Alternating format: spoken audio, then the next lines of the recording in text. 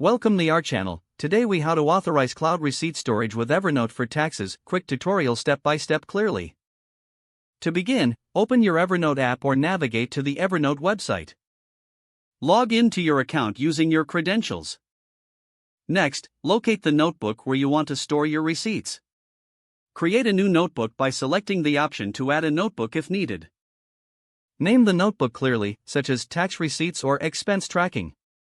Now, head to your cloud storage service, such as Google Drive or Dropbox. Upload the receipts you want to store to the selected cloud storage. Once the receipts are uploaded, copy the shareable link for each receipt.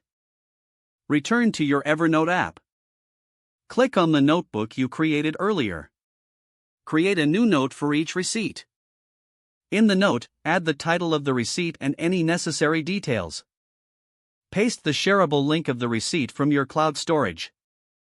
You may also choose to add tags for better organization. Repeat the process for each receipt you want to store. Finally, ensure that your notes are synchronized by checking the sync status in Evernote. Your receipts are now organized in Evernote and easily accessible for tax purposes. If the page does not load, refresh the browser or try again in a private or incognito window. Make sure you are using the correct email address, then retype it carefully to avoid small typos. If your password is not accepted, use the reset option and create a new strong password you can remember. Check your spam folder for verification or security emails, then complete any requested confirmation steps. Enable two-factor authentication if available to improve account security and reduce unauthorized access risk.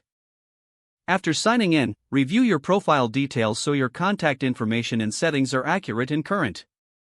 If you see an error message, note it down and try again after restarting your device and internet connection. Log out when you finish, especially on shared devices, to keep your account and payment information secure. If the page does not load, refresh the browser or try again in a private or incognito window. Make sure you are using the correct email address, then retype it carefully to avoid small typos.